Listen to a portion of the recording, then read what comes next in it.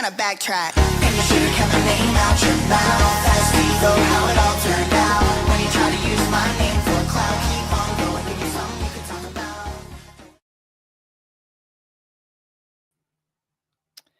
Hello, everybody. I had to take my antennas off, so I don't even know the last time I did that during a live. Maybe never, but it's hurting my head. It's too many hours a day. Okay, so the signal from the mothership is undoubtedly going to be weaker, but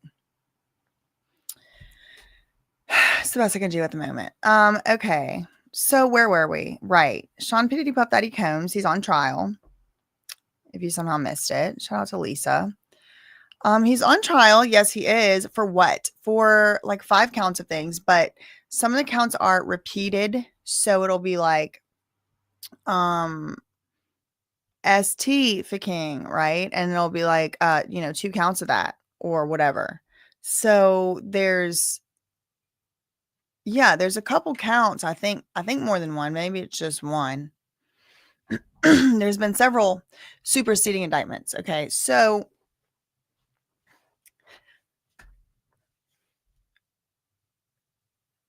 transporting people, transportation across state lines for the purposes of engaging in prostitution, which is defined by federal statute as an act for a commercial or with a commercial purpose.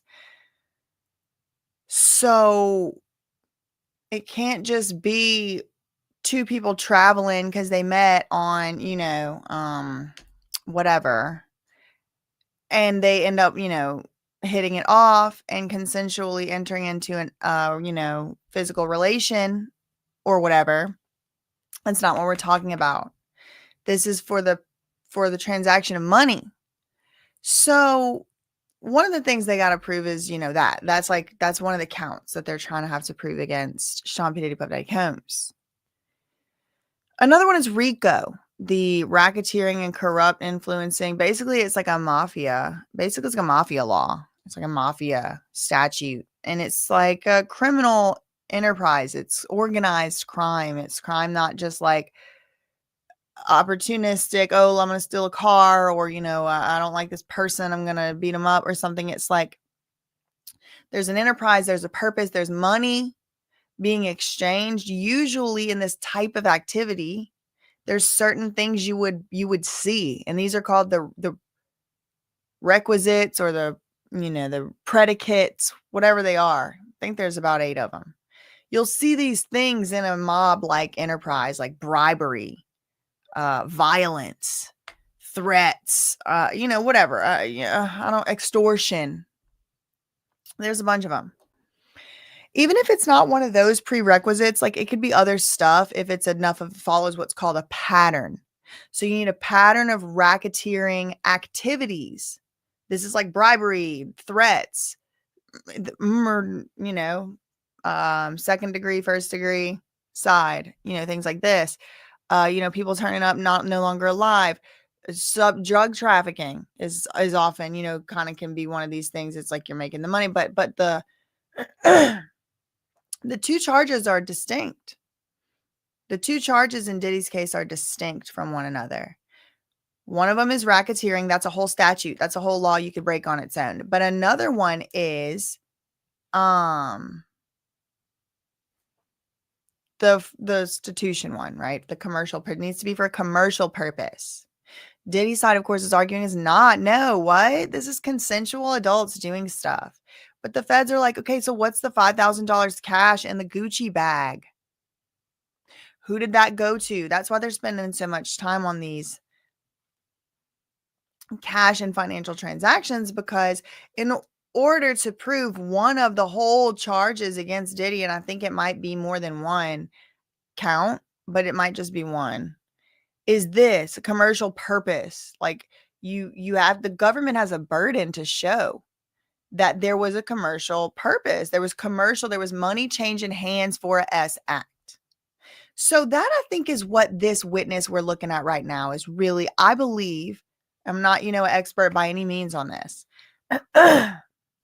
Excuse me. I'm just a member of the public, just like y'all, reading tweets and articles. Okay. Give me a second.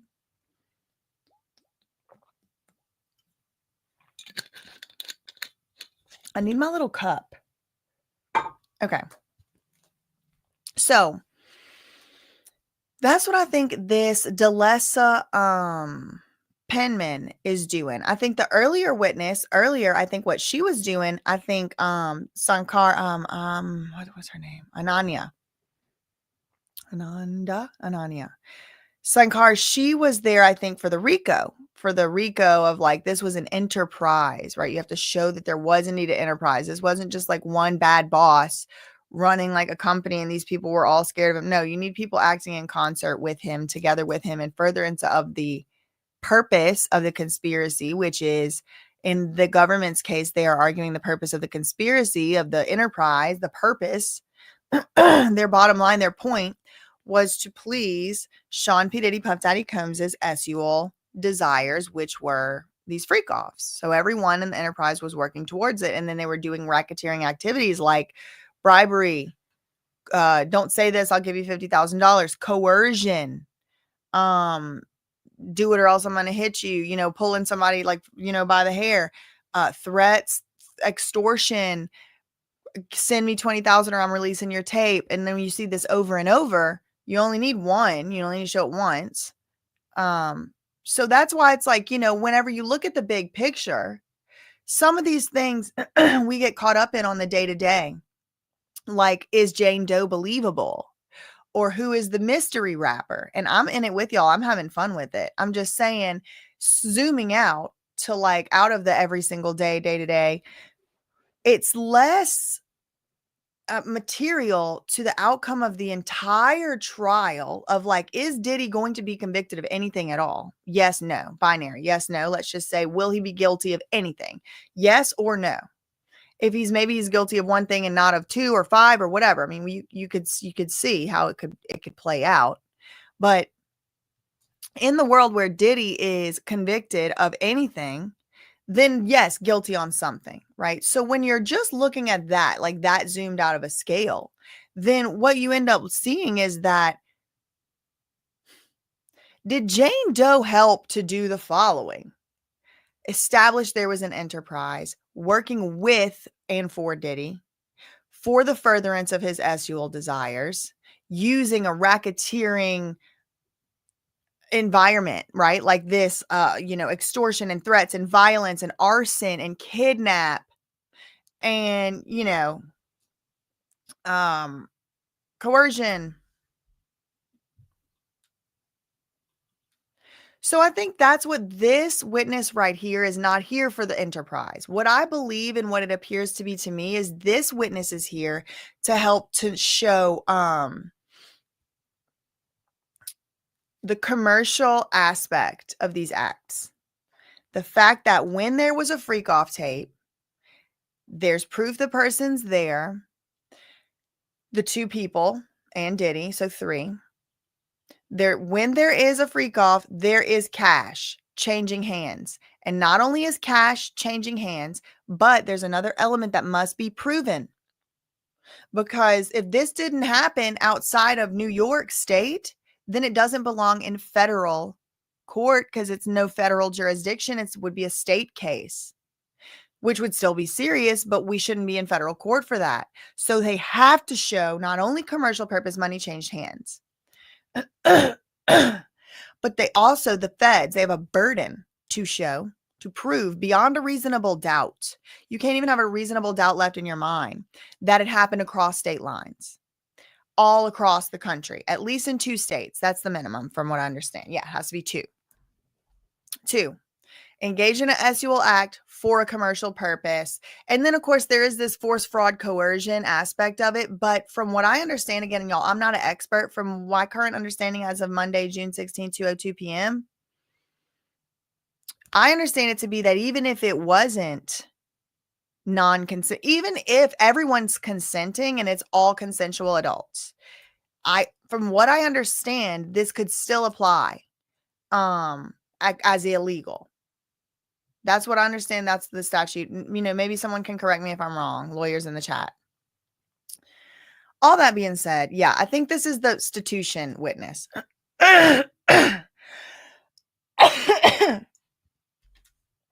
What's this? Juror 6 is out. That was the first decision before the jury came in. Juror 6, the judge said, I've considered it. I've considered all the arguments. I've seen the arguments about... Okay, that was 2 minutes ago. Is that his most recent tweet?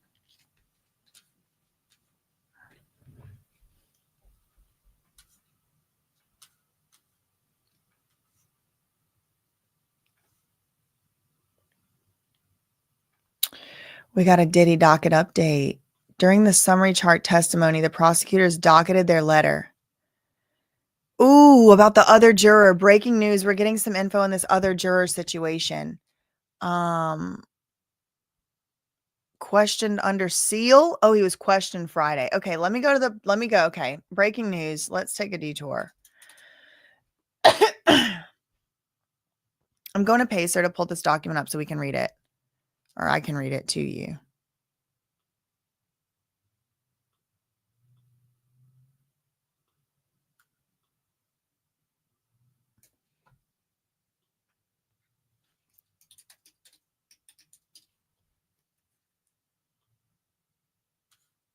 Okay.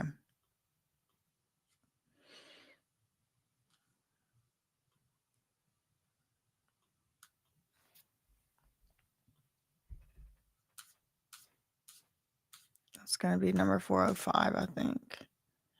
Yeah, here it is. He just did this. Okay, let me just pull it up. Let me save it.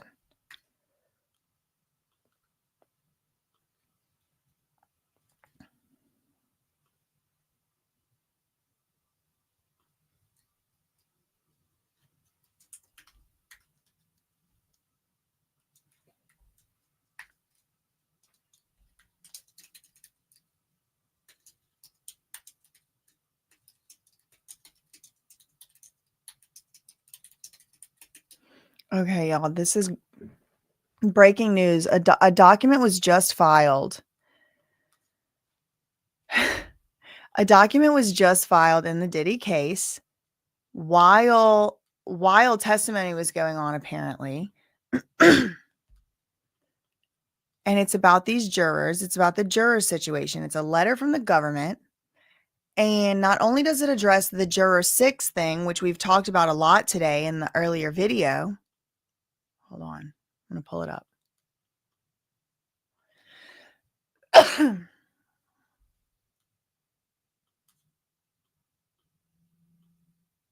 Okay. Yes.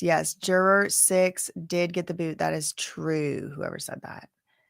Okay.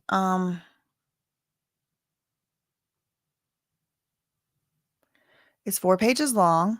It's dated as of today. The government respectfully writes in response to Diddy's letter filed earlier this evening. Well, I guess yesterday. I don't know. I don't know. Maybe Diddy filed something yesterday. Maybe he filed something today. Okay. But this is from the government. The government is writing in response to what? To who? To Diddy. Diddy wrote a letter to the court already. Despite this court's clear ruling on the necessity of removing juror, what number? I don't know. The defense again attempts to cast the government's motion as racially motivated. So I don't know which juror they're talking about, if it's 6 or 7, because apparently we're going to hear about 2 jurors here, and I'm not sure how I'm going to be able to differentiate. It's dated as of today. I don't have any more information as than you, but hopefully we can get some more context from this letter itself. Okay, as the court recognized on Friday, so this must be about juror 6. After the defense first lobbed this baseless accusation, nothing could be further from the truth. Instead, as the court laid out in detail after careful review of the record and consistent statements made by the juror, I think 6, during voir dire and in later colloquies related to basic biographical information, indicated a lack of candor. Okay, this is what the court decided: he must be removed because of a lack of candor. This caused the government to raise its concern regarding lack of candor with the court. The court concluded this juror had to be removed. The government has no opposition to further fact-finding. The remainder of the defendant's letter should be disregarded. Okay, so this was a letter that Diddy had put in. I remember it now. It was ridiculous, y'all. It was so ridiculous. He was saying that if the juror got removed, he was going to motion for a mistrial. And it was just so stupid. Okay. The court should not reconsider its ruling. The court properly conducted extensive fact-finding. It was necessary to remove that juror. The court did a careful review. The juror's inconsistent statements are, enough reason to remove him. Serious concern. Noting that even if the juror is, as a technical matter, qualified because he lives in the district, now we have this issue about omissions and inconsistencies as to basic questions like where do you live and with whom? It's like not even supposed to be a difficult question. It's just supposed to be like you get 12 points on the LSAT for putting that in or whatever.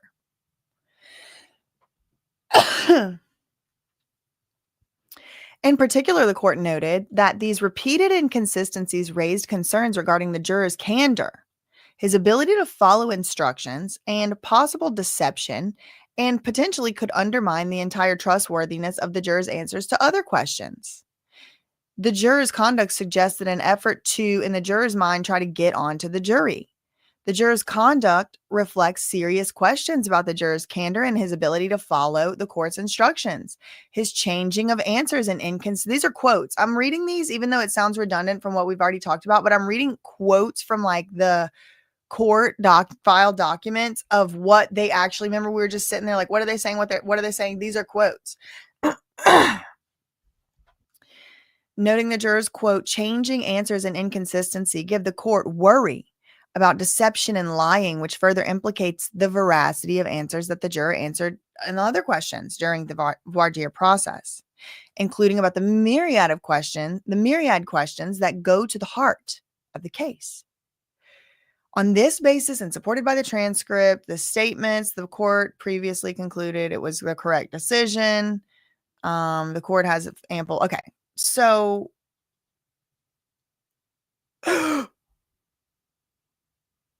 okay, this is the new. Okay, section 2, it says the government does not oppose further fact finding regarding juror blank. So as you can see, we can't see who this juror is. It might still be 6, but no, it's not. So they're comparing these right here. Look, the defense argues, so Diddy argues, that if the court removes juror number blank, 6, let me just write 6 here. So it's,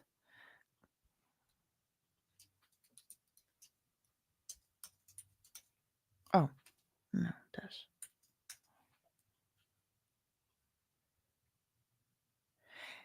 Diddy argues if the court removes juror 6, then juror something else should also be removed. Wow. So we're breaking news, y'all. This was just filed today. This is about the jury issue. And we just kind of reread through the recap of what we now already know about juror 6. He's gone. He's out of the jury. He's gone. Goodbye. He was dismissed. So now there's another juror up at issue, and we're just getting more information here a little bit. I mean, you can see it's redacted. This is how it comes to the public. The government does not oppose further fact-finding regarding juror, let's call it a number. Let's call it juror X.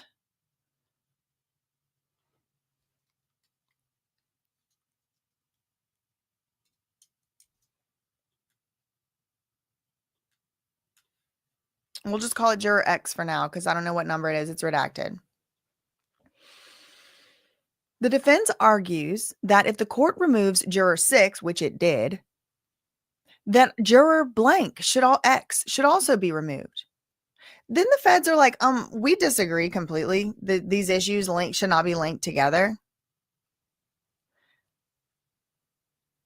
Quote, while the government disagrees with linking the issues involving juror X with those involving juror, I don't know which one's which. It's switched up. Juror 6 with those involving juror X, the government's review of the transcript and the court instructions to the jury suggest that further fact-finding may be appropriate.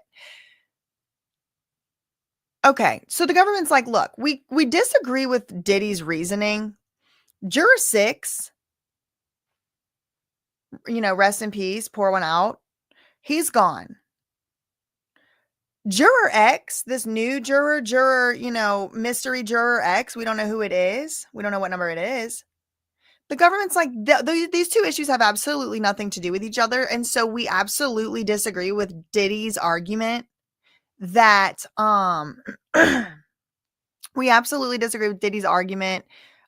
support being that this juror 6 has something to do with juror X. It doesn't. However, the feds say, we did look through the transcripts, and Diddy might have a point as to the fact of like, we might need to be looking into this mystery juror X because there's some reasons. Redacted. Who knows what any of that says. For these reasons, the government does not oppose additional fact finding. Oh, we get some information right here. Okay, so we do get some tiny bit of information. It has to do with communications. So the government, they block out everything, as you can see. I don't know for these reasons, it's all black. The government does not oppose additional fact finding regarding juror X communications with his former colleague. So we know it's a he. We know juror X is a man. Okay. He's been communicating with his former colleague regarding jury service. Now, I want to know how this type of stuff even gets out into is it like somebody like TMZ got somebody on the jury or something and he quit? Or, I mean, like what? You can only speculate because it's all just blacked out.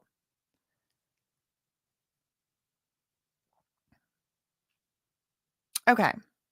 So for these reasons, the government doesn't oppose further questioning. We disagree with Diddy that juror 6 has anything to do with this other new juror. I'm going to call him the TMZ juror for further note. We do think you might need to look further into it, meaning like this, the further fact finding is like asking questions, bringing him into the robing room. Now we do know it's a he because it's his. It says his former colleagues. This is a man. This is one of the men on the jury, but there's mostly men. I think there's 8. Okay, so he'd been communicating with one of his former colleagues about his jury service or something. That's all it says in this letter. But the judge said he was going to address this after the jury leaves today. And the jury's going to leave today in like an hour. So supposedly. Could be up to like 3 hours, but we'll see. The court should disregard the defendant's baseless attacks on the government. Already rightly rejected. There's no difference between creating a record to maintain a party's objections and developing into ad hominem attacks on one's opponent. Okay. They're just addressing some of the ridiculous stuff that Diddy had said in his letter. In sum, so this is their summary paragraph. There is now, as ever, no basis for Diddy's attacks on the feds' conduct during the investigation. Because remember, they kept calling him racist. He's like, the 6-pack of white women is racist against black people, and that's why they're trying to get rid of this jury for this black juror, and because he's a black man, and because Diddy's a black man, and the government is like, okay, listen. He lives in New Jersey, first of all. This is the Southern District of New York. Like, that's basically all that. So it's like, okay, there's really no basis for that. Okay. The court's well-reasoned conclusion regarding the other jurors should be affirmed, and any additional inquiry regarding juror X should be approached in the same even-handed, specific manner. Okay, y'all, so that is what we have there on the jury filing. That was, shout out to Inner City Press making me aware of that so that I could get it to you all so quickly.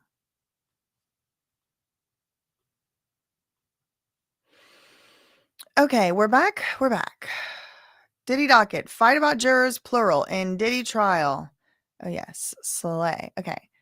Okay, they're back. They're back.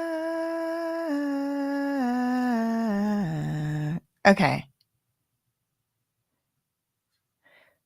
1:56 p.m. Trial restarting. All rise. Oh, I didn't do my gavel earlier. Hold on.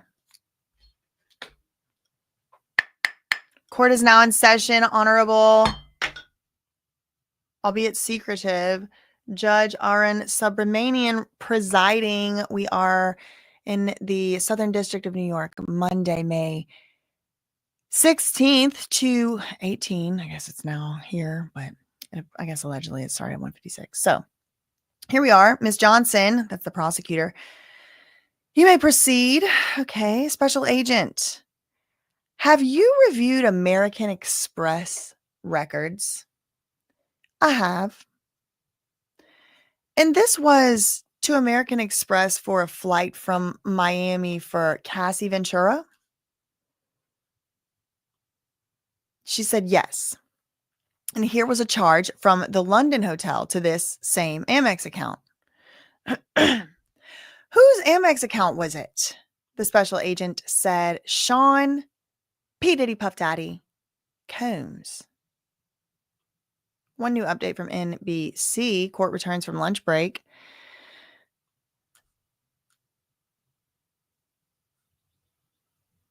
The jury is back in court following the day's lunch break to resume the questioning of the special agent with the U.S. Attorney's Office. During the break, prosecutors told the judge that her testimony is expected to take the rest of the day.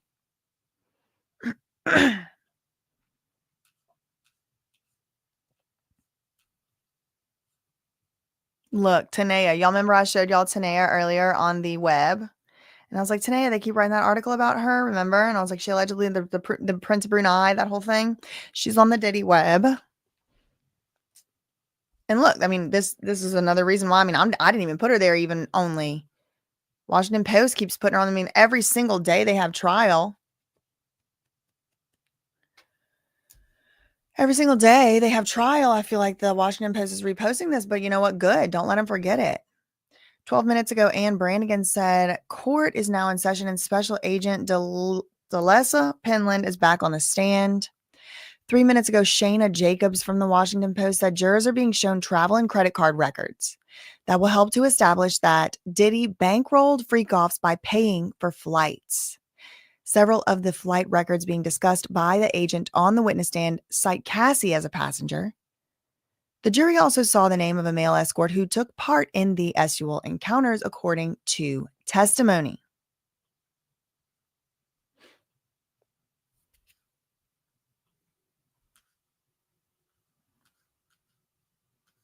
Okay, this is good.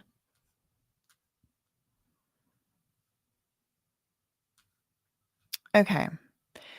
Jury is dismissed for lunch, but look, they give us some little details here. The prosecution indicated the current summary witness will testify through today, and likely she will also be on the stand tomorrow morning.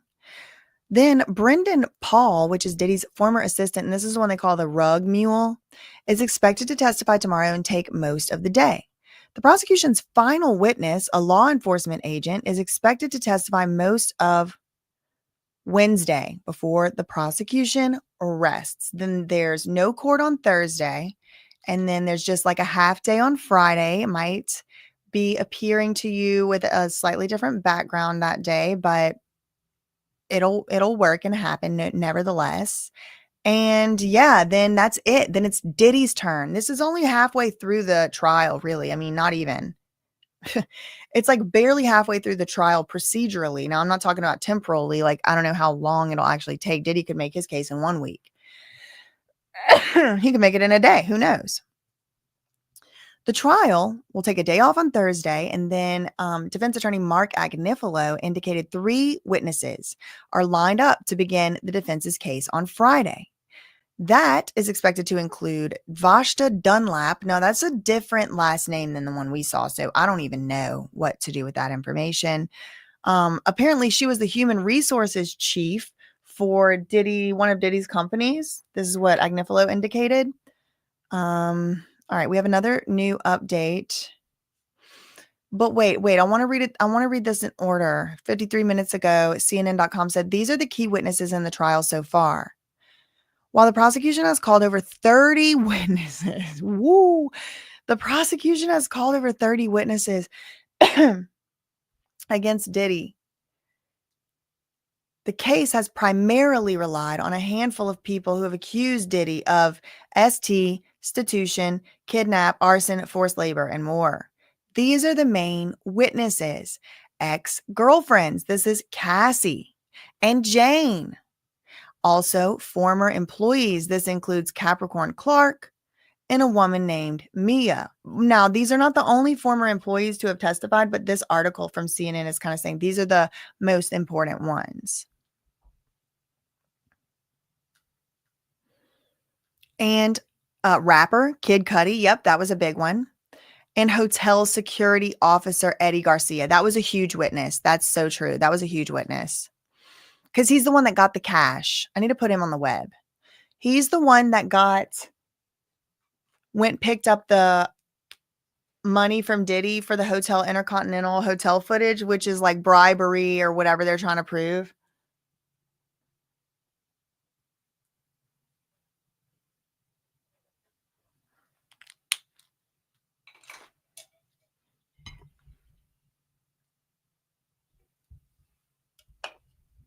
Okay. 26 minutes ago, judge is back on the bench. Special Agent Delessa Penland. She's special agent with the U.S. Attorney's Office for the Southern District of New York, back on the stand.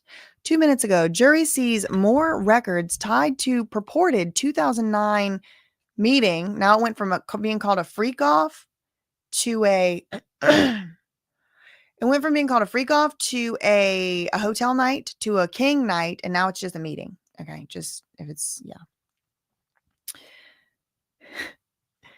So the jury 3 minutes ago, according to CNN.com, is seeing more records tied to purported 2009 meeting between Diddy, Cassie, and Escort. With special agent on the stand as a summary witness, the jury saw more records to support a purported December 2009 meeting between Diddy, Cassie, and an escort named Jules at the London Hotel in New York City. The records included those for flights and hotels for that weekend. These were paid for with Diddy's American Express card. The records showed that Diddy paid for flights for both Cassie and Jules. Diddy, on that same Amex, also paid for the room and a room at the hotel.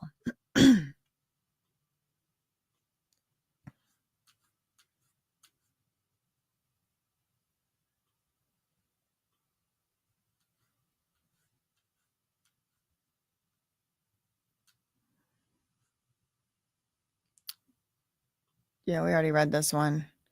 Traveling credit card records helped to establish Diddy bankrolled freak-offs by paying for flights. Remember, I told y'all I expected this witness, Penland, this special agent, to really establish these two things. They flew a lot for these things. There's like 70 different entries for all of this. There was flying. There was things going on across state lines, and it was money exchanged. Money on the flights even. And the reason for money and the reason that money is an issue here is because it gives the feds jurisdiction. The reason that the feds have jurisdiction on interstate issues is because they have jurisdiction over interstate commerce. So if they have jurisdiction over something because it is involving interstate commerce, then they have to show that there was commerce. They have to show that it was for money.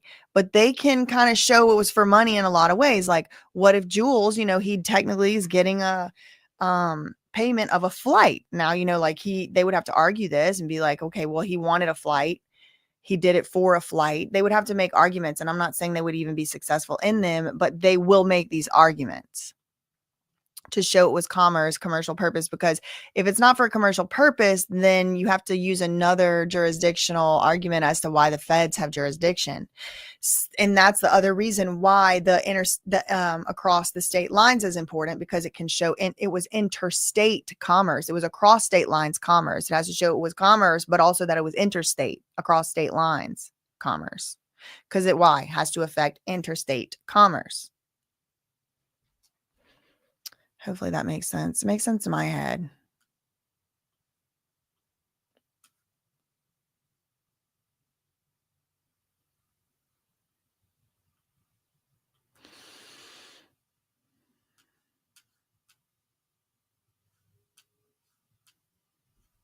Okay. Jury sees messages between Diddy and male escort allegedly arranging travel. A summary witness for the prosecution, Agent Delessa Penland, is showing the jury a series of text messages, emails, and documents pulled from one of Diddy's electronic devices that they say relate to travel arrangements for a male escort named Jules, who former girlfriend Cassie previously testified was hired to participate in the so-called freak-offs. Text messages show Diddy and Jules arranging a date and Diddy sending him an itinerary for a December 11th flight from LA to New York and instructions for pickup inside baggage claim to London hotel.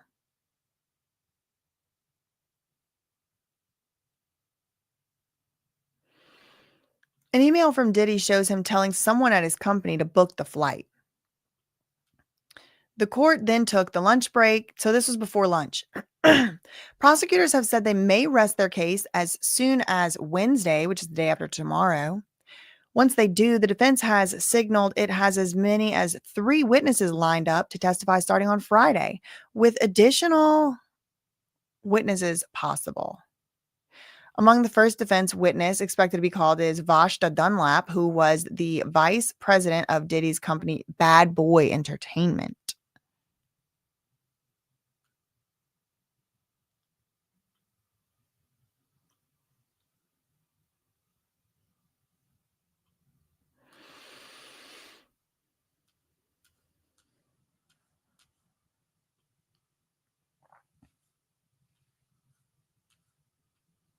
Okay.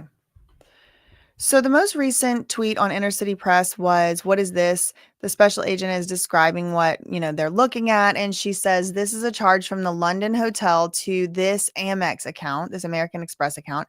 Whose American Express account was it or is it? And the special agent said, "Sean P. Diddy Puff Daddy Combs paid with an account at Signature Bank." And that establishes interstate commerce because Signature Bank is assuming a bank that operates in, I don't know, across state lines. I think any bank that can wire does that. I'm just kind of seeing this as like fact finding of like all the little, like, how are they trying to show aspects of like, this is the feds, this is commerce, this is interstate. Okay.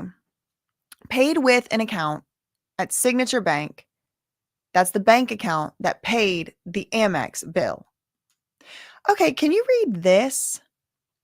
Yeah, the special agent says, "It's the Trump in Columbus Circle. I'm heading there now. Can you contact the front desk and get the corn channel unlocked?" Okay, it's bad enough to have like the audacity to even be doing this like in your own private life, but then like literally telling your assistant or like whoever, anybody other than the person you're going to be in there doing it.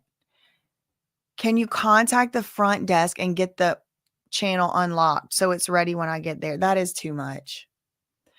And it's to Cassie. I guess it's Diddy to Cassie, someone to Cassie. And then Cassie says, "Just called them." Ugh.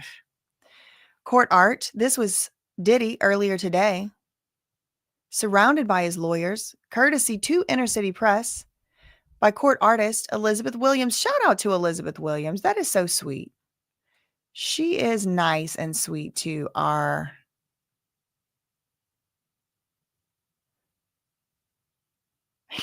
This is a good point. DM3, whoever that is, Desmond Atlantic, he said Cassie calling down to unlock corn is a rough call to make.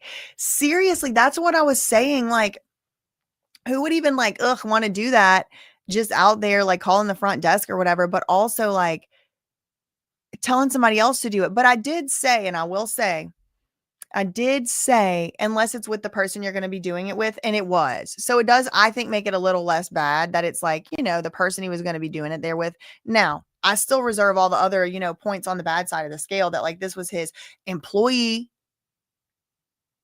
with an exclusive 10 record deal and she only put 1 record out, and all that.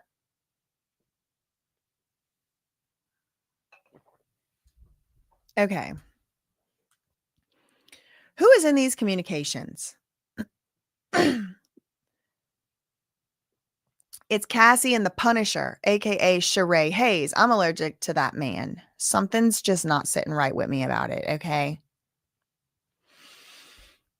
Anyway, it's communications between Cassie and the Punisher. I'm assuming an email or a text message.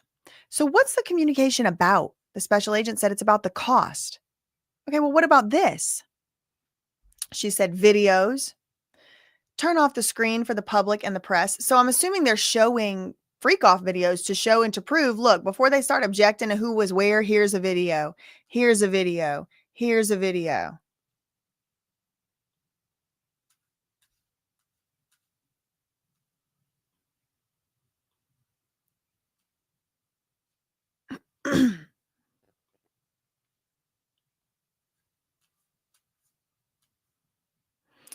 Can y'all believe that whole juror thing, the other second juror?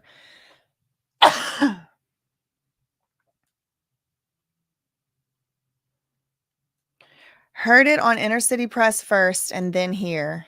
What's this? Oh, this is who's testifying. This is Delessa Penland, special agent for the United States Attorney's Office, Southern District of New York.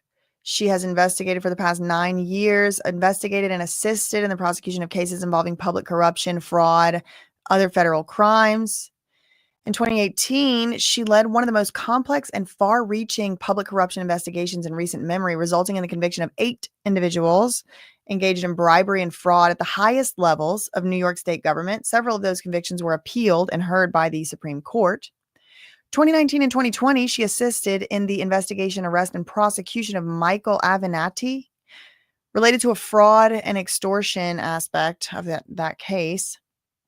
In the last few years, she's focused on victim-related federal crimes, which have included investigating and charging the following: a prominent pain management doctor for sexually abusing his patients, an individual for defrauding a nonprofit organization that provided assistance to families of fallen NYPD officers, and multiple individuals related to elder fraud scams. In 2019, she was awarded the Outstanding Federal Law Enforcement Award by the Women in Federal Law Enforcement Organization and the Investigator of the Year Award by Federal Law Enforcement Foundation.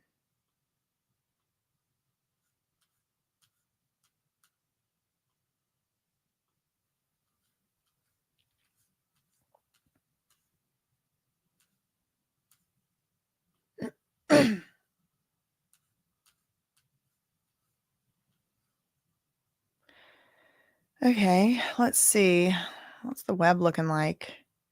We need to add some people, don't we?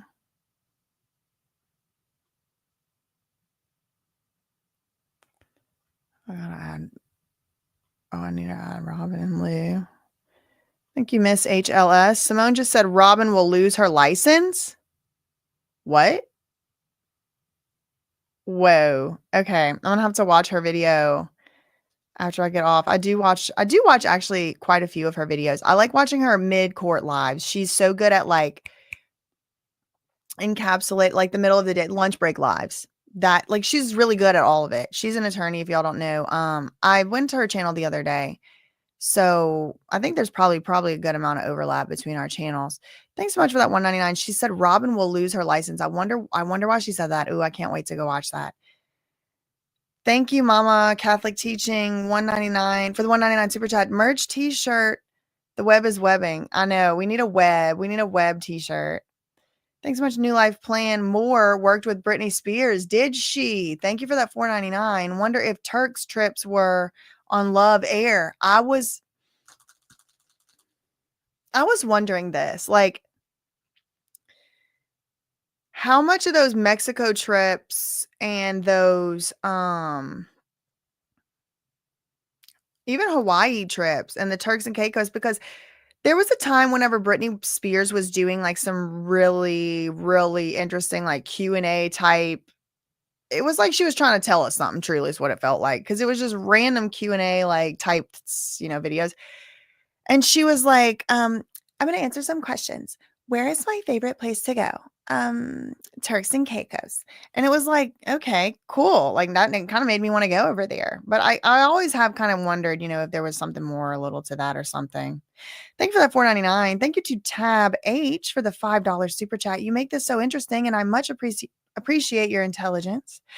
I'm so glad I found my people here. Shout out to the cousins. Thank you for the $5 super chats. No, court's not over. Probably be over. Got a new update. 3 minutes ago, NBCnews.com, they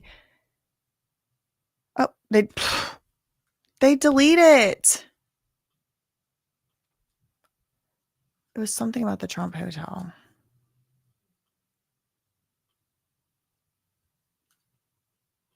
Okay, let's update Inner City Press.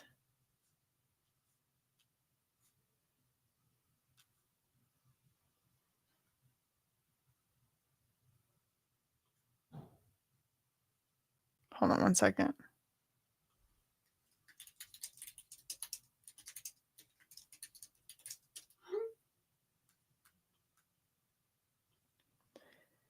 All right, so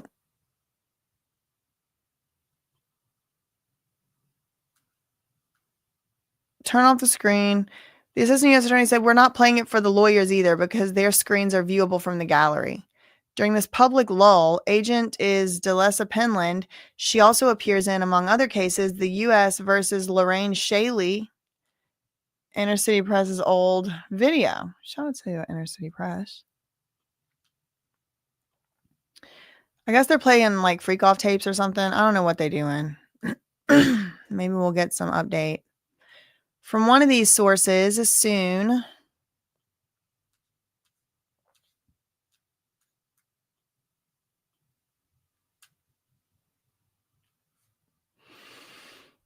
Eight minutes ago, The Independent, new court sketches show Diddy hugging his legal team.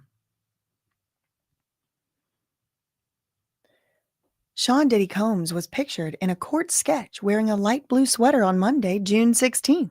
Reuters. And look at what he's like. Cassie Ventura. No one deserves dragged by the. Oh, my Lord. Diddy was pictured in a court sketch hugging his attorneys. They did Nicole Westmoreland wrong. That is not what she looks like. That's about the most accurate Diddy I've seen, though. On the other hand, it's like he looks like a devil, like a big, like, doesn't this look like one of those Faustian deal with the devil, like cautionary tale? Okay. Another one. Diddy listens as Assistant U.S. Attorney Meredith Foster questions Ananya Sankar. That's her right there, Slay.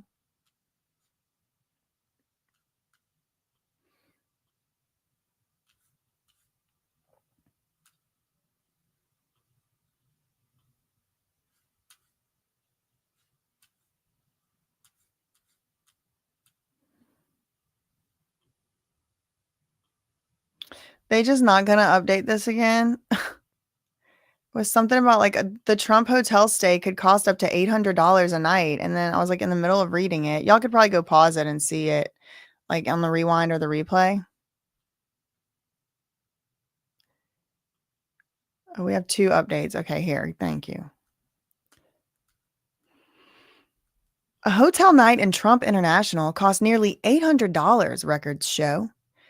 Cassie and Diddy ran up a $795.63 bill at the Trump International Hotel and Tower in New York on October 14th, 2022. There's no way. They broke up in 2018. A total charge for a night in room 612 included, maybe it was 2012, included $34.95 for a movie, $67 for a breakfast, and another $100 for refreshments. An S worker was asked to come to the room of a Frank Black, one of Diddy's code names, records showed. 1 minute ago, NBCnews.com, video evidence being played for jury only. The prosecution is playing videos entered in evidence under seal, meaning the jury can see and hear what's going on, but the public is left in the dark.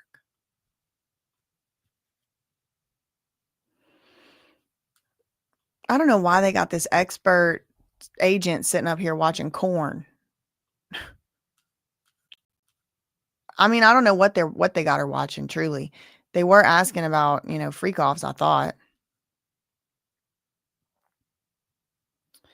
All right, I guess we can go do a little webbing. We can do web work.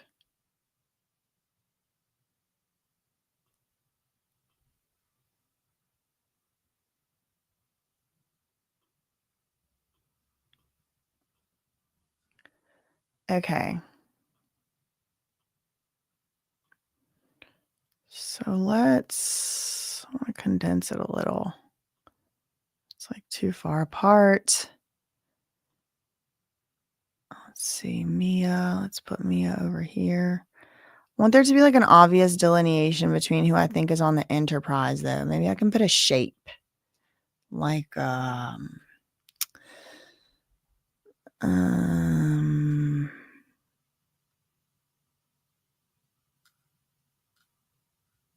don't know. What should I put?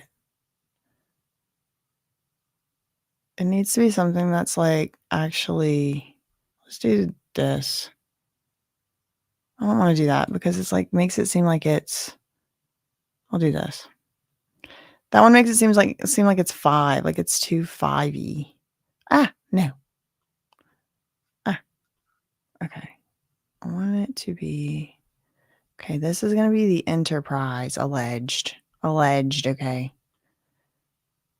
I'm going to make it a different color too. I don't like that color. That's ugly. All right, let's see. I'll just make it like that. No, that's ugly too. Hold on. Ew. No, that hurts. I want it to be like more washed out. Yeah, thank you. That's better. Oof. Okay, so we'll call this the alleged Enterprise for now. Okay, everything's alleged. Hold on. Let me make this giant.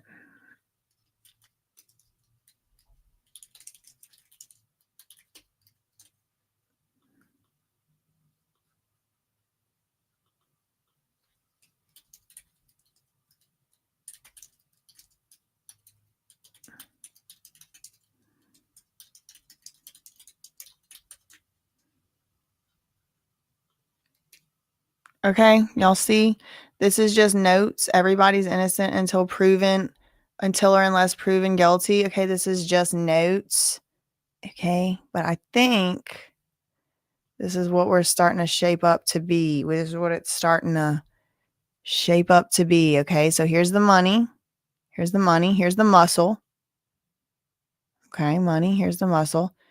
Here's the muscle / manipulator. And we have the manipulator over here as well. Okay, who else is in here? I don't know. Is Paul? Is I don't know. I was gonna say Sly, but that might be a bit fringe. Okay, so this is what I'm thinking it's shaping up to be. We got D-Rock, we got Damien, we got Fahim. Okay, here's Paul. He's one of the alleged so-called S workers. He was the one that was the Kobe. Okay. Excuse me. No, he's Shaq. Excuse me. He's Shaq. All right. We got Cassie. Mia, she testified. I need to put her. And then we got Jane right here. Maybe I should make them like, yeah, that seems more appropriate, right? Oh, well, I'm already stuck. No, I'm not going to do that. Okay. Mia, I'm going to put her more like down. No, I want to keep her this way because it's from chronological. That's why I have her right there. Okay. Now, she had a relation with D-Rock. Let me make a little line there for that. Remember, D-Rock is the one called her and was like, I want to give my sister a gift. So let me write that.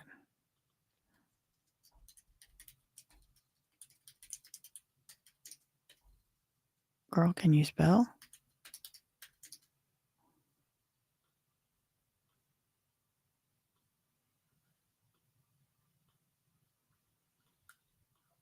Okay, sister a gift, right? D-Rock. See, you see what I'm doing there?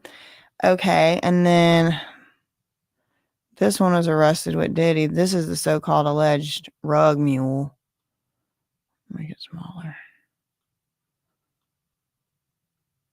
Okay, we got to put Jules in here. Does anyone know what he looks like? Jules Theodore? Theodore Jules?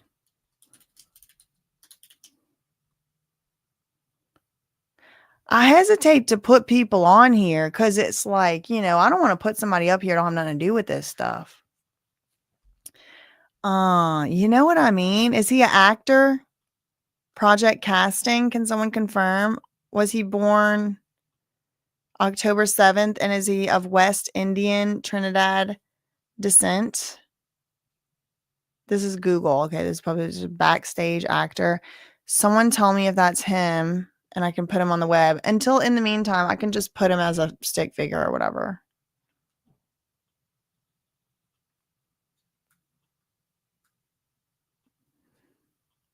Okay. So I want to put him closer here. Actually, let me put her like this because I want to do like I have something in mind actually. Okay.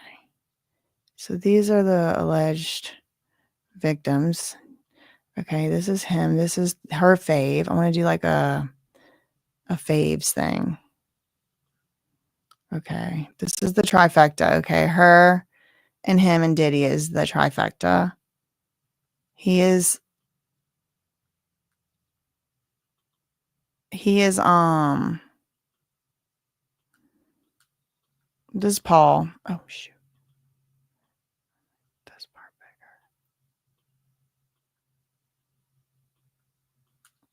bigger. Okay, that's Paul. And then because see how he kind of like manipulated her?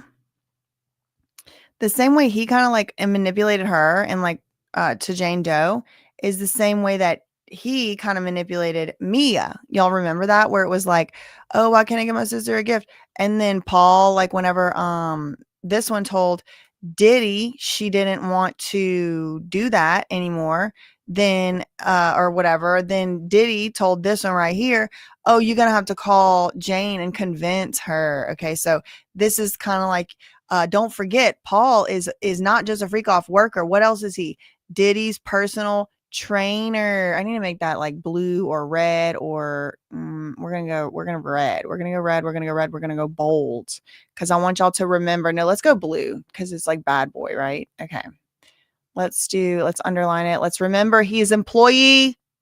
What does that mean? Kind of enterprise, right? I'm actually gonna put an arrow. I'm putting an arrow because like in my mind,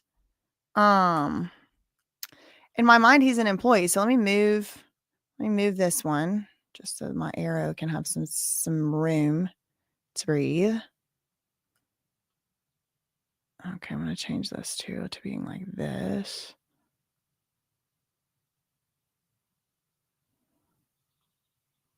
Okay, this is sister gift. Okay, here, let's put Diddy here. All right, and then I want to put an arrow. I want to put, no, not that. I want to put this. Diddy to this guy and remind everyone this is an employee or at least a contractor.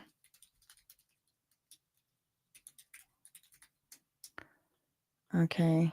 All right. Let's see if anything else is going on in Inner City Press.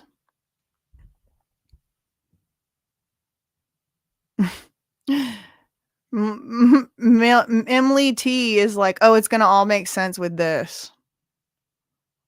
What are y'all saying? The web is literally making me excited. It's like locking it all in place, right?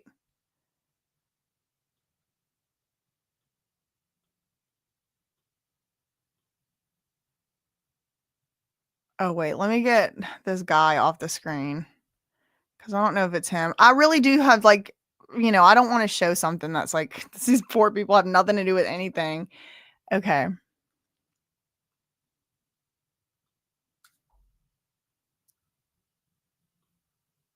Okay. Now let's see if anything else happened. I probably should have checked first. Yeah, they are. They're back.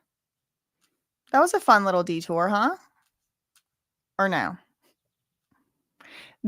Like if I do a quick glance here, it kind of looks like Mark Agnifilo is like grumpy and getting carried out of a bar or something. Like they're all carrying him and he's like getting carried out like, no more. You've had enough, Mark.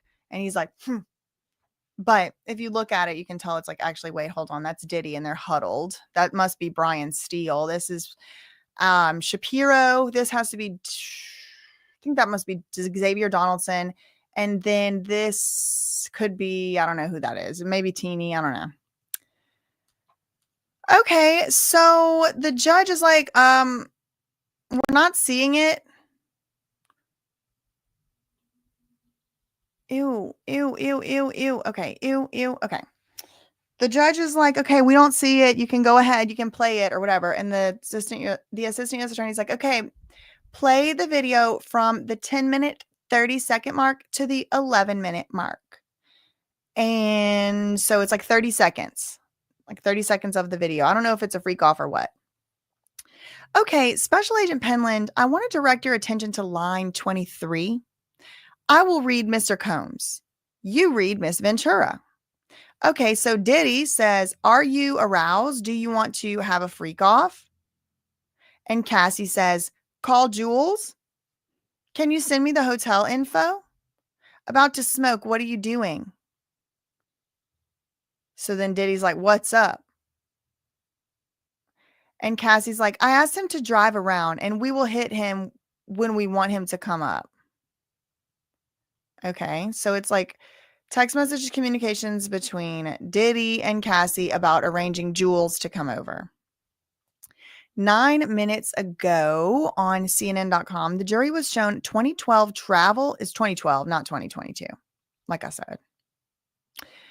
Jury shown 2012 travel and hotel invoices and texts between Diddy and Cassie.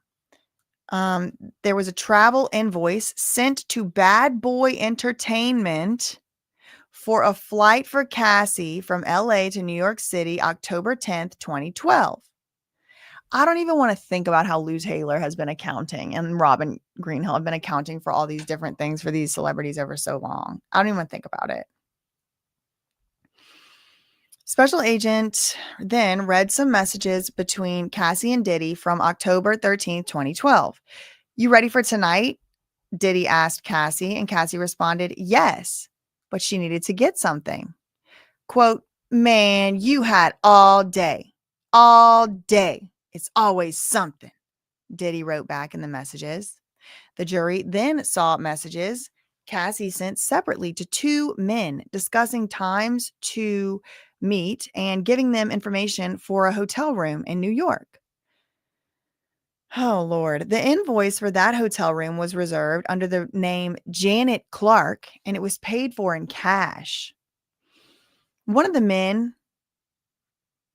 So that's interesting. So how did they get that record? The invoice for that hotel room was reserved under the name Janet Clark and paid in cash. One of the men texted Cassie in the early morning hours of October 14th, indicating he was in another room.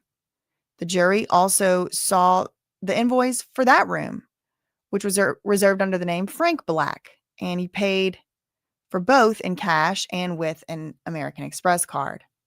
Several videos recorded on October 14th were recovered from one of Cassie's devices. The jury watched some of these videos, but the public was not able to see them.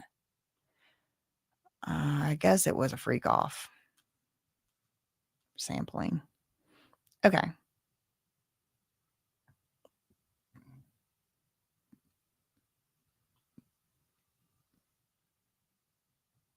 Okay. So the assistant U.S. attorney is reading, and remember, she's reading the Diddy parts. So this is Diddy saying to Cassie in like 2012, I think, quote, I am a bit more sexually excited than last time. Dress casually and bring baby oil? Cassie says, casual, yes. Baby oil, no. Girl, now we got somebody texting as Johnny L.A. Strip. Johnny L.A. Strip has entered the chat. Johnny L.A. Strip said he's on his way. Cassie said, do you mind driving around until I tell you?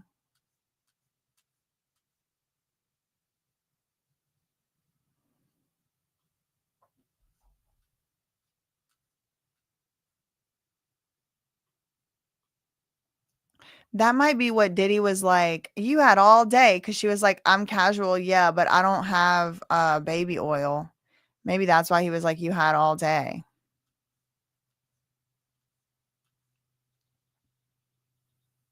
Okay. Oh my gosh, Anne Brannigan is funny. Washington Post 2 minutes ago, she said, if reviewing a chart of records sounds like dry testimony, it is. And it's made all the more so because of the limitations in how the prosecution can describe the chart, requiring them to be very methodical and neutral in the presentation of these documents. These include bank statements, hotel bookings, flight itineraries, and text messages arranging to meet in specific hotel rooms at specific times. Before the recess, the judge sided with Diddy, which sought to limit how the special agent talks about the summary chart because Penland wasn't at these meetings, which the prosecution is suggesting were freak-offs. She can't make any inferences in her testimony about what the parties did. She's limited mostly to reading out the various documents, which are grouped by date.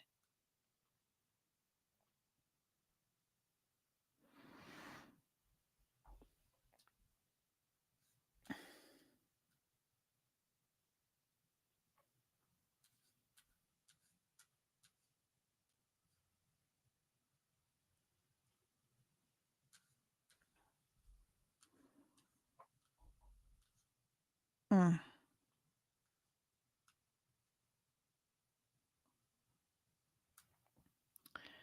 They're going to make me have to go back to my web. But now at least we have some insight as to why the updates are coming like more slowly than usual because oh look, we do have another update from Anne Brannigan. Just now, Washington Post, the government played 2 videos that only the jury and the court and the parties were privy to this afternoon. One clocked in at 11 minutes and the other was 40 minutes long. Oh my gosh. What? This is crazy. That's why the updates have been kind of more slow, I think, this afternoon. The government played 2 videos that only the jury, the court, and the parties were privy to on Monday afternoon. One clocked in at 11 minutes and the other was nearly 40 minutes long. No audio was heard, with all the relevant parties wearing headphones and viewing the video on private screens. The assistant U.S. attorney asked Delessa Penland, a special agent with the U.S. Attorney's Office in the Southern District of New York, to review specific portions of the 2 videos along with jurors. Given the sensitivity with which the videos were shared, it's possible they were freak-off videos. Okay, so I don't think they're sitting there watching the whole 40-minute video, though. I think they're like, okay, fast forward to 10 minutes, 30, whatever, because remember she had said play from 10 minutes, 30 seconds to 11 minutes. So if the video is 11 minutes long, that was like the last 30 seconds of the video. So they didn't play the whole 11-minute long video. So maybe they're clicking through the other video now that was 40 minutes long, but I don't think they're sitting there watching a 40-minute video. I think they're fast forwarding to stuff.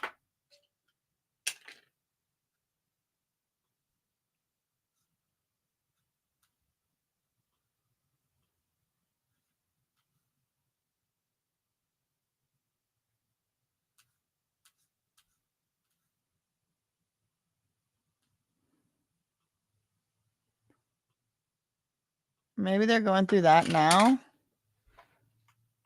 Hold on.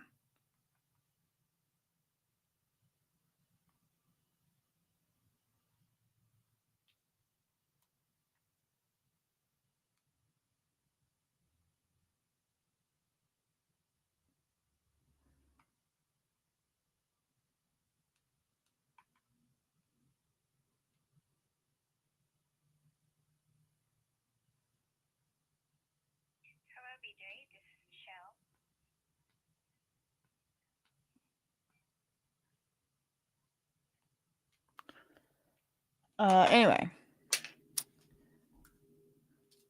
Let's see. So maybe they're like fast forwarding through.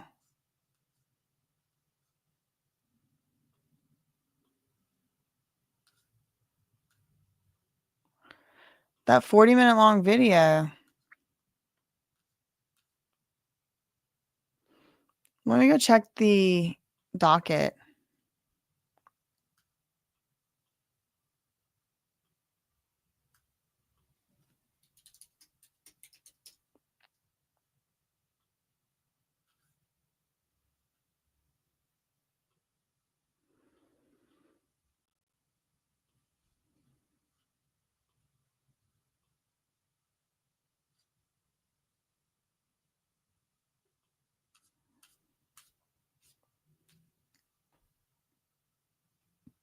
Nope, nothing new.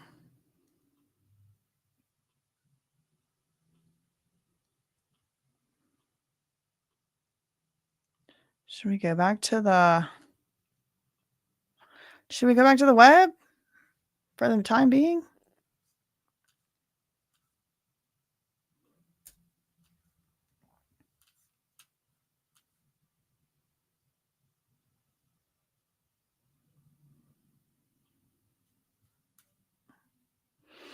Thank you so much to Donna for the $9.99 super sticker. Who is the COO? Who? CPA. What licenses does Robin have? I don't even know what licenses she has. Thanks so much to for the $1.99 super chat, New Life Plan.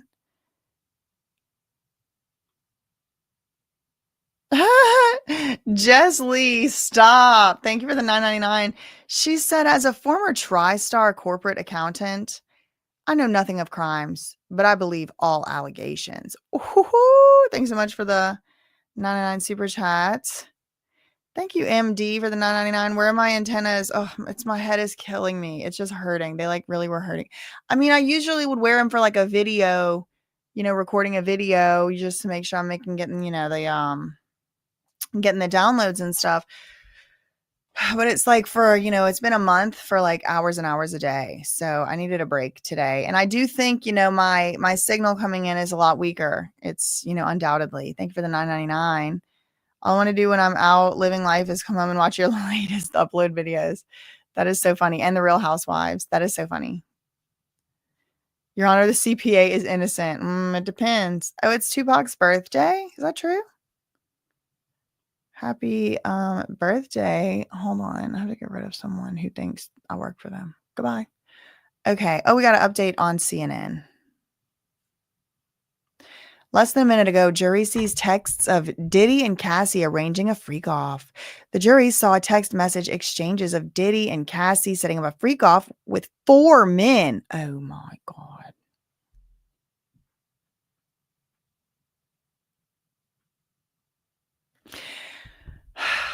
January 2013 to, quote, celebrate Christmas. Oh, my God. Jesus does not approve. Imagine you're Jesus and that's your birthday, and that's how people are celebrating it.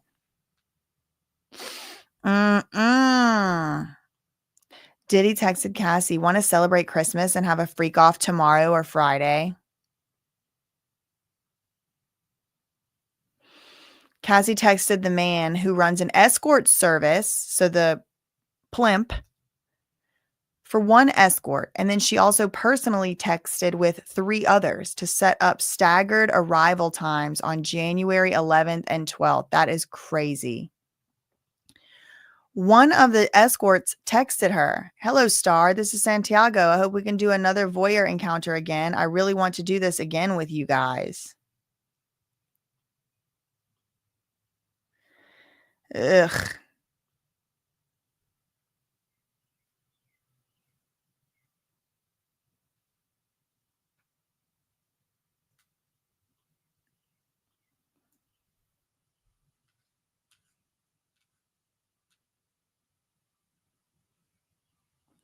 Yeah, no. Somebody said it's excessive and satanic. I can't even disagree. Oh my gosh. This is crazy. You want to celebrate Christmas tomorrow with 4 men? But it's not Christmas. It's January 12th and 11th. So it's not really Christmas. He's just saying Christmas to make her feel like she owes him something. Like, oh, I need my present. I need my Christmas present. Shut up. Ugh. it'll make you not want to give nobody a birthday present anymore. Like, no, those are canceled now, actually. Ugh.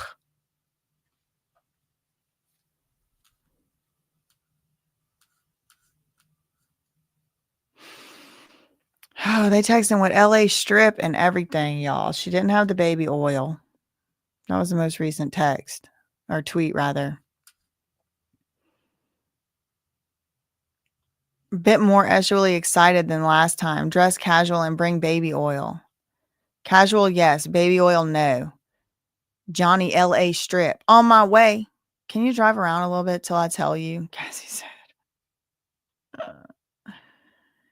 Now, Diddy's side has done pitched a fit about these Cassie texts, too. They were like, why wasn't she questioned about this on the stand?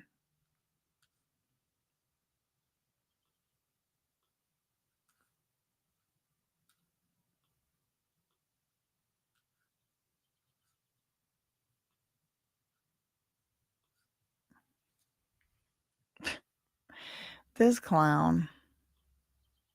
We got a new update from CNN. Jury dismissed for the day. They wanted him to leave with images of freak-offs in their heads, I guess. Okay, that means they're about to start talking about this other juror issue, and I need to use the bathroom real quick. So let me go run do that before, hold on. Let me go run do that before they start arguing about this juror.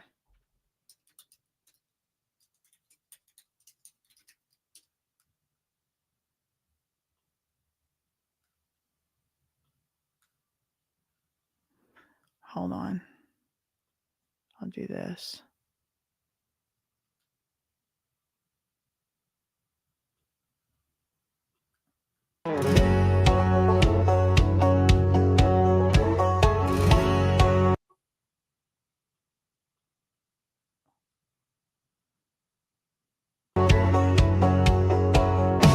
The courtroom's packed, the cameras roll, the lawyers talk, but they're taking a toll. The gavel's heavy, the clock ticks slow. We're all stuck here, ain't nowhere to go.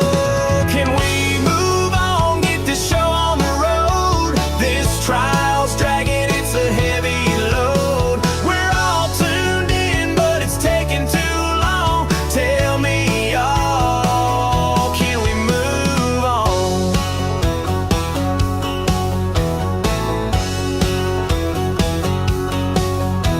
The YouTubers live, trying to make it fun, with a smile so wide, but we're all done. Walk away from me. The drama's thick, the tension's strong, but come on now, can we move along? Can we move on, get this show on the road? This trial's dragging, it's a heavy load. We're all tuned in, but it's taking too long. Tell me, y'all, can we move on?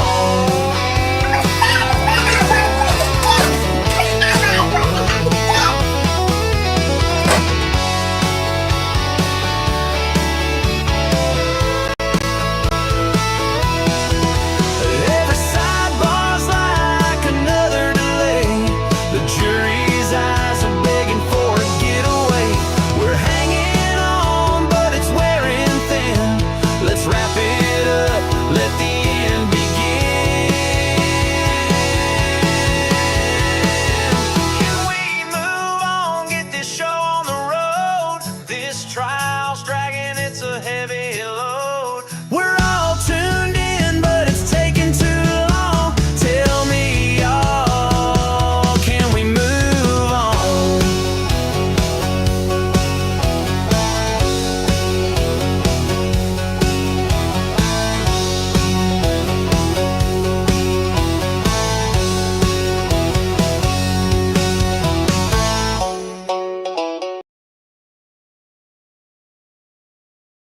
Oops. Okay. So let's get back into this because they about to be arguing about this juror, this other juror. So just this morning, the juror was like finally officially decided dismissed. Okay. We could break. Come on. These bots are going crazy. Did y'all see that?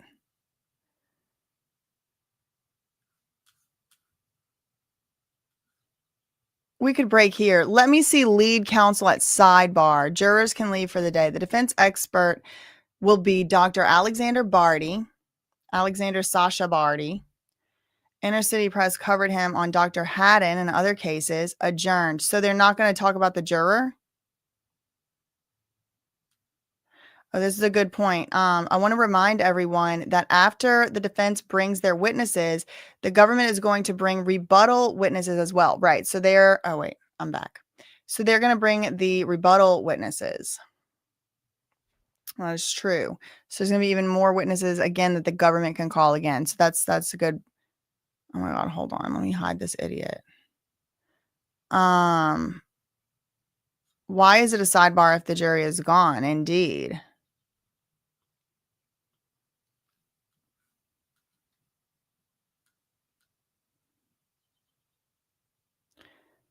Let me see lead counsel at sidebar. So they adjourned. Well, that was so anticlimactic. They were supposed to do the whole other juror argument thing. Jury dismissed for the day. The jury has been dismissed for the day. The special agent will continue on direct examination Tuesday. The prosecution indicated that Brendan Paul will, and I knew it, called it. He's going to invoke his Fifth Amendment right. So he's going to be testifying under an immunity order. So they are giving the drug mule, alleged so-called, that's what they were calling him, immunity. They are giving him immunity. But not Robin. Not TriStar. Doesn't look like they're getting immunity over there.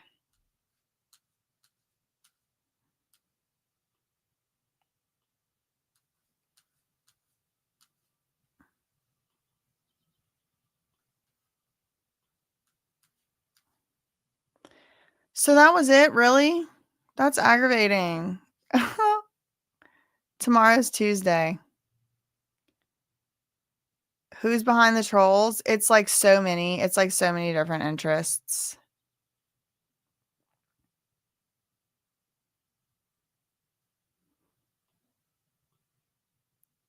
Oh my gosh, it's so fun to ban them, though. This is like, I think, going to be the 5th immunity.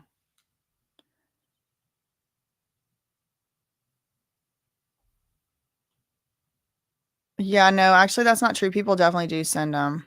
Some of them do. Some of them are, it's just like a computer program. You just program it like a bot.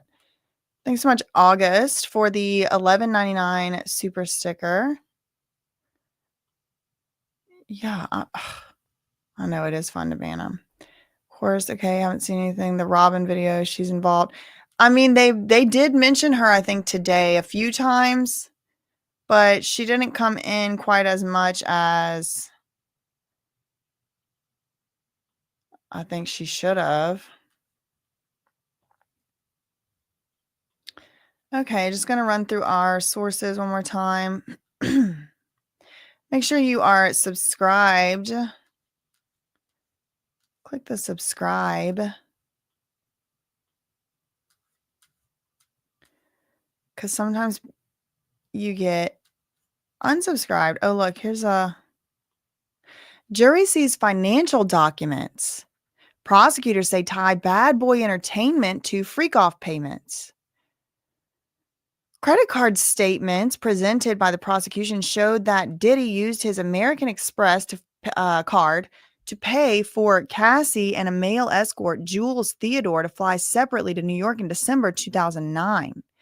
The jury saw a bank statement that encompassed the entirety of the bill. The account holder is Bad Boy Entertainment Worldwide. Federal prosecutors contend that Diddy intermingled his business and his personal interests as a part of an alleged criminal enterprise that he has denied. The jury also saw a series of messages and invoices from October 2012. Bad Boy Entertainment was there, also listed on the travel invoice for a ticket to New York for former Diddy girlfriend Cassie. Prosecutors also presented a reservation at the Trump International Hotel in Columbus Circle, which was made under the name Janet Clark. an alias for Cassie, seen in text messages. Janet Clark, 408. Cassie messaged an escort known as the Punisher, asking him to arrive at 3:30 a.m. Diddy texted Cassie, "You ready for tonight?" And Cassie messaged back, "I just got to get stuff." He said, "You had all day. It's always something." He is so sick and ungrateful. Okay. Defense asks about what jury was told about the dismissed juror. After the jury was let go for the day, defense attorney Alexandra Shapiro asked the judge what was said to the other jurors about juror number 6. The judge said he would find out and tell the attorneys in the morning.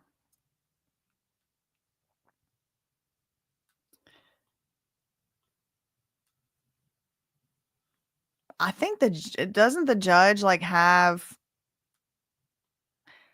a specific thing that the juror is supposed to be told?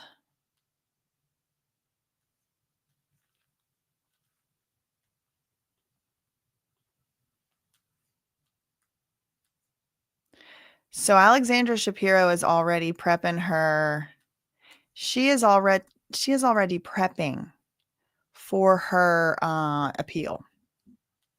What did y'all tell the people about the jurors?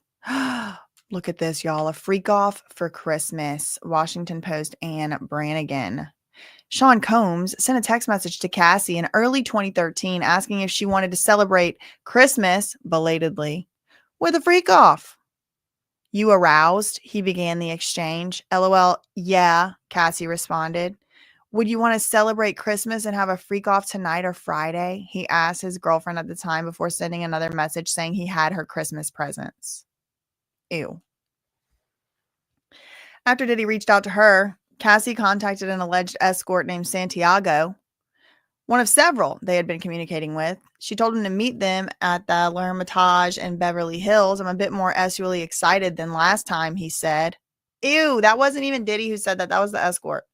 "I also know the rules. Dress casual, nice, and bring baby oil," right? So this was actually the escort who said this, not Cassie.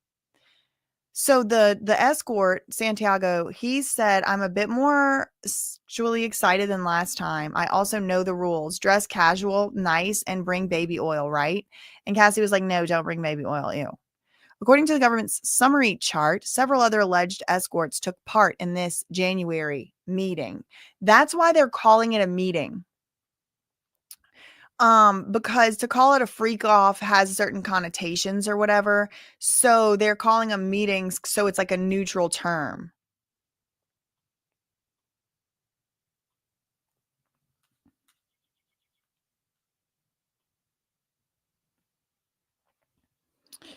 Well, we will be back tomorrow at the same back time in the same back place. They don't fly private. Sometimes they do, but what are you talking about? You clearly have not been following this trial. There's many commercial flights. Goodbye.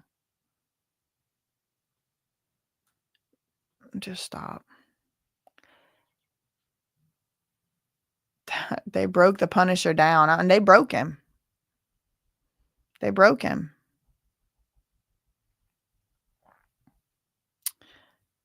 Yeah, it's nasty.